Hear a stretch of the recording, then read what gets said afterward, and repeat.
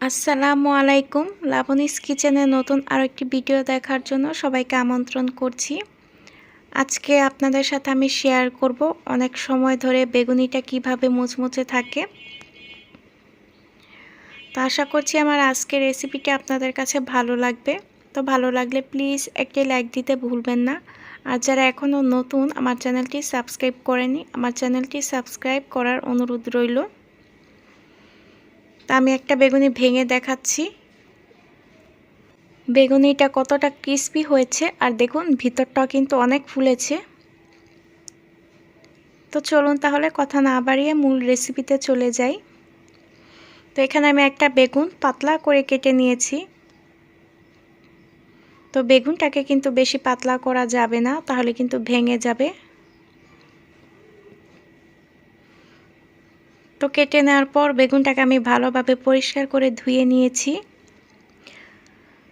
তো এখন আমি হাফ চা চামচ লবণ দিয়ে দিচ্ছি, হাফ চা চামচ লাল মরিচের গুঁড়া, হাফ চা চামচ হলুদের গুঁড়া।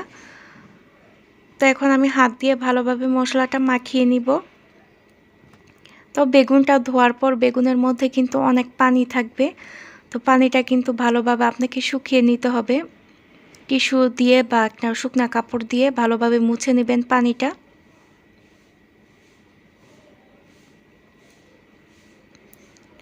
তো এটা আমি এক সাইডে কিছুক্ষণ রেখে দিব।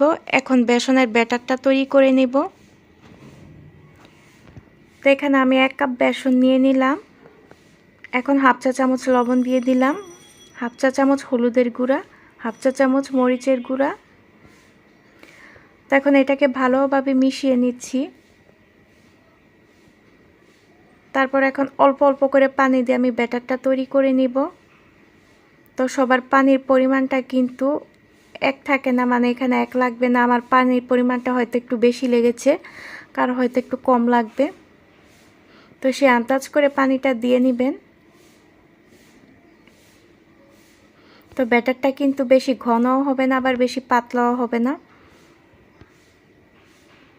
অল্প অল্প করে পানি দিয়ে আস্তে আস্তে নেড়ে চেড়ে ব্যাটারটা ভালোভাবে গুলে নিতে হবে। তো এখানে কিন্তু অনেকে সোডা ইউজ করে, তো আজকে আমি আপনাদের সোডা ছাড়া একদম ফুলকো বেগুনি বানিয়ে দেখাবো। তো দেখুন ব্যাটারটা কিন্তু আমার এরকম হয়েছে।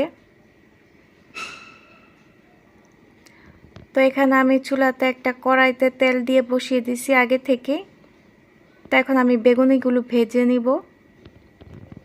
চুলার আঁচটা কিন্তু মিডিয়াম আঁচে থাকবে, তো বেশি বাড়াতে যাবে না, তাহলে কিন্তু কালারটা নষ্ট হয়ে যাবে, বেগুনিটা পুড়ে যাবে। তো আমি উল্টে পাল্টে এখন সবগুলো বেগুনি একইভাবে ভেজে নিব। দেখুন বেগুনিগুলো কতটা ফুলে উঠেছে। তো আজকে আমি কিন্তু আপনাদের সোডা ছাড়া আর কি বেগুনি তৈরি করে দেখালাম। তো সোডা ছাড়াই কিন্তু অনেকটা ফুলে গেছে।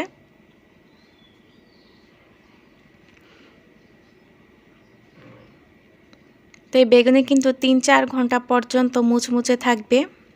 এই তো আমার বেগুনি ভাজা শেষ, আমি গরম গরম পরিবেশন করে নিয়েছি।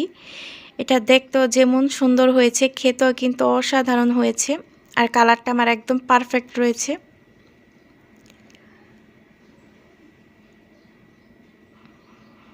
তো আমি এখন আপনাদের ভেঙে দেখিয়ে দিচ্ছি ভিতরটা কতটা ক্রিস্পি হয়েছে।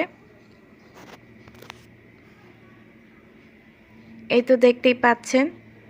তো আজকের মতো ভিডিওটি আর বেশি বাড়াবো না, এখানেই বিদায় নিচ্ছি। আবার দেখা হবে নতুন কোনো রেসিপি নিয়ে। সেই পর্যন্ত সবাই ভালো থাকবেন, সুস্থ থাকবেন। আল্লাহ হাফেজ।